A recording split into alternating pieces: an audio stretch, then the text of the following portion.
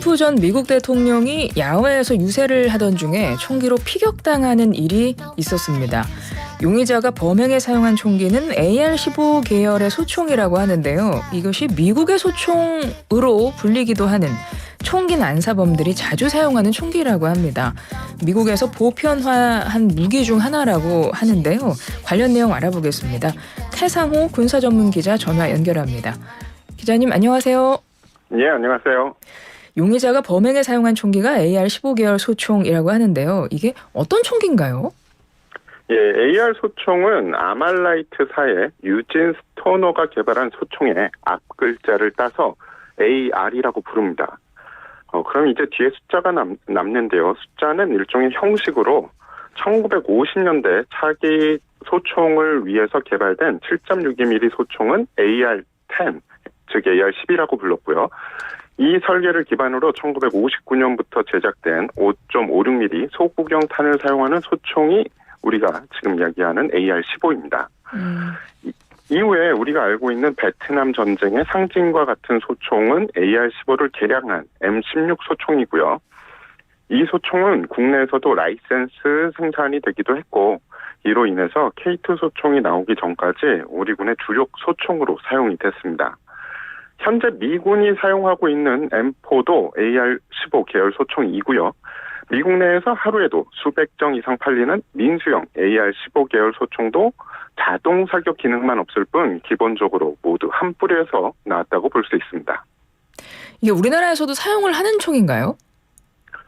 우리나라에서는 그러니까 1980년, 90년대에 군대를 가신 분들은 한 번쯤 손에 쥐어보셨던 총인데 지금은 그 총은 사용하지 않죠. 지금은 예비군 무기로 치장돼 있습니다. 그렇군요. 사실 군 생활 안 해보신 분들은 뭐 총기 이름이나 뭐 저도 마찬가지입니다. 이런 특징 같은 거 뭐 전혀 알 수가 없는데 아까 잠깐 언급하셨던 M16 이런 거는 들어봤던 것 같아요. 이게 지금 우리가 군에서 쓰는 총인가요? 지금 우리 군에서 쓰는 것은 M16을 다시 개발하고 재해석한 K2 소총이라는 것을 사용하고 있고요. 지금 계속 이야기가 나오는 게 이 M16을 개량한 민간 버전이 AR-15다라고 이야기가 나오고 있는데 제가 그것 때문에 여쭤본 거예요. 그게 무슨 의미인 건가 싶어가지고요. 맞습니다. M16 소총이 처음 군용으로 납품이 되고 얼마 안 가서 당시 제작사인 콜트사는 민간 판매를 시작을 했습니다. 그 당시에 미국 내에는 주의 법 따라 총기를 판매할 수 있는 그 형식이 다르기 때문에 어떤 주는 자동 기능이 있는 그야말로 군대용 총기 같은 총이 판매가 됐고요. 대부분의 주에서는 자동 사격 기능을 제외한 그러니까 연발 사격이 안 되는 총을 판매한 주가 많았죠. 이후에 제가 좀 전에 말씀드린 것처럼 M16이 M4로 진화가 되면서 마치 블록 장난감처럼 자신이 원하는 사양으로 쉽게 전환이 가능한 민수용 AR-15 계열들이 민간에 날개도 친 듯이 판매가 되게 됩니다. 따라서 AR-15의 원류가 M16과 같은 군용 총이다라고 하는 건 이야기는 맞지만 이후 민간에 어마어마한 수의 AR-15 계열의 총기가 풀리면서 아예 민수용 AR 시장이 따로 존재한다라고 보는 게 맞습니다. 그게 지금 미국의 상황을 말씀해 주신 거죠? 맞습니다. 예. 범인은 트럼프 유세 현장에서 한 140에서 150m가량 떨어진 인근 건물 옥상에 숨어서 저격을 했다고 이렇게 알려졌는데요. 이게 저격을 목적으로 했을 때 거리가 가까운 편이라고 할 수 있는 건가요? 거리는 가장 저격이 많이 일어나는 거리라고 볼 수 있고요. 사실 이 AR-15의 총기의 유효 사거리가 약 1000m 정도로 알려져 있는데요. 네. 총열의 길이, 탄종에 따라 또 원거리를 관측하고 정확하게 조준할 수 있는 과학 장비가 총에 장착이 돼 있는지 아닌지 여부에 따라서 효과적인 교정거리는 50m에서 450m 정도로 보는 것이 타당합니다. 그러니까 150m 정도면은 이 총기가 효과적인 능력을 내는데 적당한 위치에 있었다라고 볼 수 있고요. 범인이 어떤 종류의 5.56mm 탄과 총기 액세서리를 사용했는지는 아직 명확히 밝혀지지 않았지만 11인치 이상의 총열을 가진 AR-15 계열의 총기에 정밀한 5.56mm 탄 그리고 6배율 이상의 광학 조준경을 총기에 장착을 했다면 이번 암살에 성공을 했거나 아니면 지금보다 더 큰 부상을 입혔을 가능성이 농후하죠. 반자동 소총이라고 하더라고요.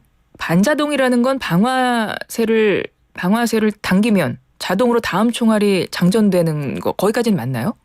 맞습니다. 반자동은 한 발을 발사를 하면 다음 탄을 자동으로 총기가 장전을 해주기 때문에 다시 방아쇠만 당기면 2탄이 발사가 되는 걸 우리가 흔히 반자동이라고 합니다. 당시 8발 정도 쐈다고 하더라고요. 그리고 그중에 트럼프 전 대통령 귀를 명중한 건데 처음부터 암살 목적으로 조준 사격한 걸로 봐야 될까요?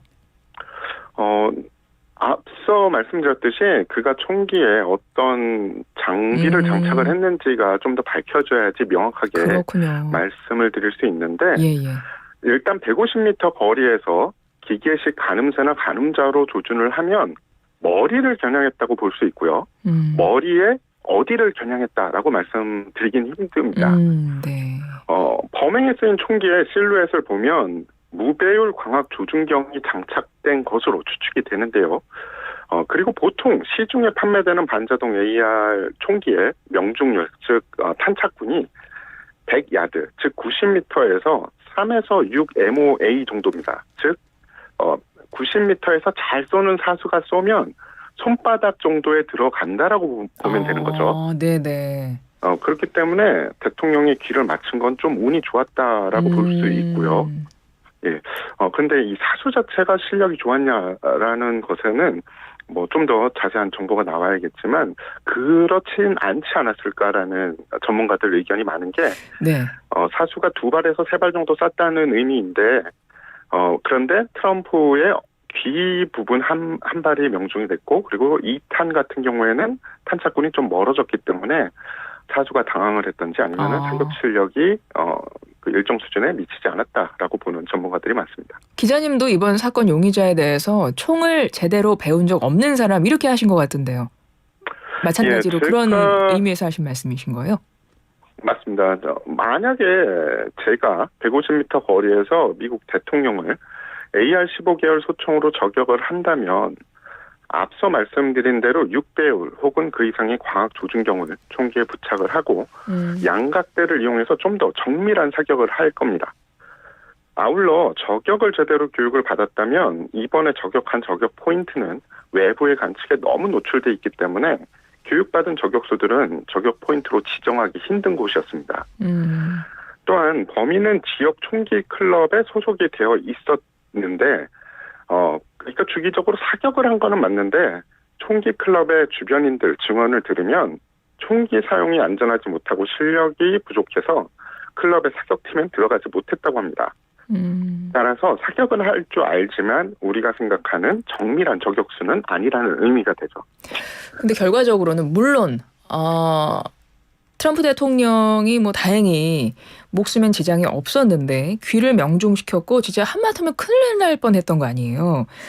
그래서 저는 그렇죠. 궁금한 게 이 총기가 아니 일반인도 이렇게 치명적인 사격을 가할 수 있을 만큼 사용하기 쉽다는 건가? 좀 이런 의문이 들더라고요. 보통 이런 무기, 총기 이러면 그걸 많이 다루어 봤던 훈련받은 이런 사람들만 좀 다룰 줄 알아야 되는 거 아닌가 이런 생각이 드는데 어떻습니까? 이게 그만큼 일반인도 사용하기 쉽다는 거예요?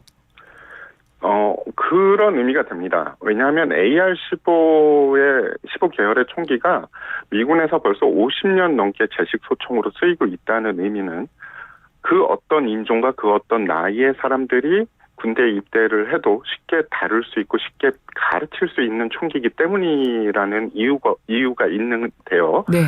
게다가 5.56mm 탄종 역시 인체에 여러 발 명중시킬 경우 치명상을 입히기 쉬운 탄 중에 하나입니다.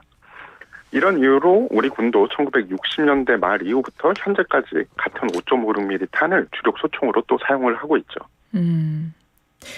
그래서 기사들 나온 거 보니까요. 이 AR-15라는 총기가 미국에서 총격 사건 일어날 때마다 자주 등장했던 총이다. 뭐 대량 인명 피해 났던 총기 사건 대부분 이 무기였다. 이렇게 기사들이 나더라고요. 맞습니다. AR-15 계열은 사실은 너무 구하기가 쉽고요. 예. 완성돼서 완제품으로 판매되는 경우도 있고요. 물론 미국 말씀입니다. 네네. 그리고 우리가 컴퓨터의 부품을 사서 컴퓨터를 조립하듯이 온라인이나 아니면은 오프라인 매장에서 각종 부품을 사서 자기가 집에서 뚝딱뚝딱 조립을 할 수 있을 정도로 구하기도 쉽고 가격도 싸면서 관련 액세서리도 많이 풀려 있는 총기입니다. 쓸만한 완성품 AR-15는 시중에서 1,000불 정도에 구매가 가능하고요. 예. 아까 말씀드린 대로 아주 저가의 부품을 구매해서 본인이 조립하거나 중고 총기를 구매하면 600불 정도의 선에서도 구매가 가능하고 예. 비싼 부품들을 이용하면 몇천 불을 호가하기도 합니다. 그리고 많은 분들이 소총을 쉽게 구할 수 있다. 소총이 권총보다 구하기 쉽다. 이런 표현을 쓰시는데 예. 어느 정도는 맞는 표현이 될 수 있는 게 이 구매하는 절차 자체가 소총이 권총보다 좀 쉬운 편입니다. 일부 주를 제외하고는 은닉 소지가 가능한 권총에 대한 규제 법규는 까다로운 데 비해서 소총은 사실은 숨기기가 쉽지 않으니까 네. 좀 더 판매하는데 까다롭지 않은데 이번 사건에 쓰인 총기는 사실은 범인이 준비한 총기가 아니라 예. 범인의 아버지가 벌써 일정 기간 이전에 네네. 사놓고 집에 보관하던 총기라는 그런 언론 기사가 있습니다. 맞습니다. 가격도 저렴한 편이고 그렇게 하셨는데, 그러니까 가격이 우리나라 돈으로 한 100만 원 안팎이면 살 수 있다고 아까 그렇게 말씀하셨죠? 맞습니다. 근데 사실 이 친구가 친구는 아니 이 용의자가 20살인데 하긴 아버지가 사신 거니까, 그럼 미국 같은 경우는 일반인도 지금 총기를 구입할 수 있는 거 아닙니까? 그거 나이 제한 있습니까? 나이 제한이 나이 제한이 조금 애매한데요. 왜냐하면 미국이 워낙에 많은 주로 이루어져 있고요.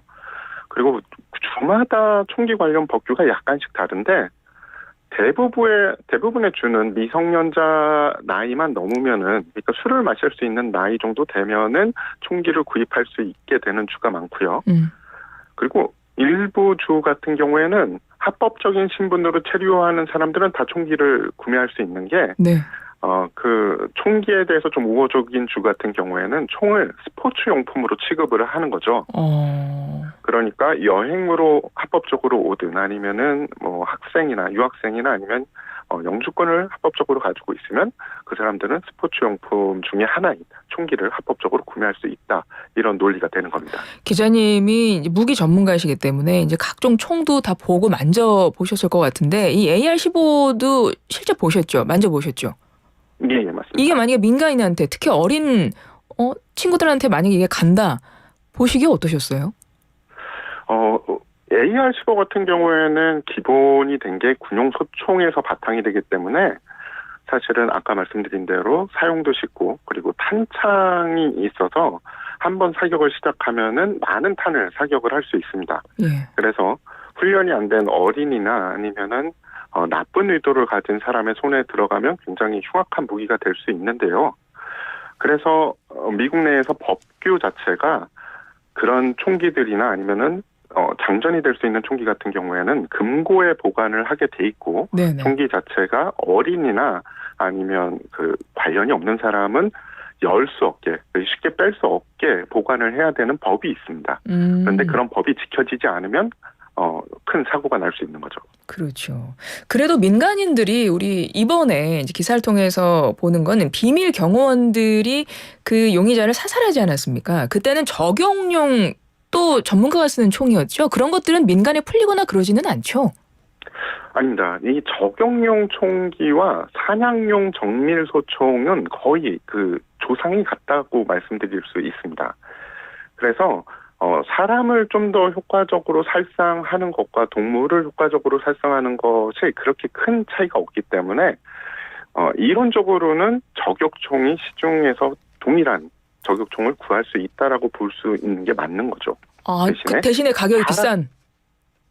맞습니다. 대신에 사람을 쏘라고 만드는 총은 아니고 사슴이나 아니면은 곰 같은 이런 큰 생물체를 사냥할 때 합법적으로 사용해라라고 나오는 게 민간용 저격총입니다. 민간용 저격총도 있다는 말씀이시군요. 이번에 미국 당국은 이번 사건을 암살 미주 사건으로 규정하고 조사 중입니다. 근데 총기 전문가로서 이번에 기사 많이 나온 것 중에 경호 실패다 이런 지적 많아요. 어떻게 보세요? 예, 경호 전문가들 사이에서는 이번 사건은 미 대통령 경호국의 이 흑역사로 기록될 정도의 경호 실패 사례가 될 것이라는 의견이 많습니다. 국가마다 차이가 있지만 VIP의 위치에서 저격이 가능한 1km 정도 거리까지의 감제고지에는 인원을 파견을 하거나 봉쇄하는 것이 거의 교과서적인 경호 방식입니다. 하지만 이번 저격은 200m 이내에서 이루어졌고요. 주변에 다른 건물들도 많지 않았기 때문에 변명할 여지가 없이 경호 실패이며 이로 인해 이런저런 음모론도 대두되고 있지만 경호와 전술 전문가들 사이에선 음모론에 대해서는 좀 회의적인 반응입니다. 네. 이 총이 AR-15 계열의 소총이 많이 미국에서 보편화돼 있습니다. 그래서 이 허용 여부를 둘러싼 논쟁이 재점화할 걸로 보이고 이 아이러니한 게 트럼프 같은 경우는 총기 소지에 우호적인 입장이었잖아요. 그래서 이번 맞습니다. 사건이 혹시 미국에서 조금 더 강력한 총기 규제를 해나가는데 좀 계기가 될 것인가 이런 생각도 들긴 하는데 어떻게 보세요? 짧게 한 말씀 부탁드릴게요. 네, 미국의 총기 역사는 건국 역사와 같고요. 현재 미국에서 합법적인 총기 이외의 법규가 규정되기 전에 엄청난 양의 총이 전국에 퍼져 있어서 강력한 총기 규제를 하기 위해서는 수많은 인력과 예산이 필요하며 국민적인 공감대가 형성되어야 합니다. 하지만 국민의 반수 정도가 총기에 대해서 우호적인 입장이고요. 총기 업계의 로비 역시 상당하기 때문에 총기 규제는 쉽게 이루어지지 않을 것이다라는 중론이 많고요. 총기를 규제하자는 측에서는 총을 규제할 수 없다면 탄과 탄창을 규제하자 이런 방법으로 법안을 상정하고 있지만 그마저도 쉽지 않은 상태입니다. 알겠습니다. 오늘 말씀 여기까지 듣겠습니다. 고맙습니다. 예, 감사합니다. 지금까지 태상호 군사전문 기자였습니다.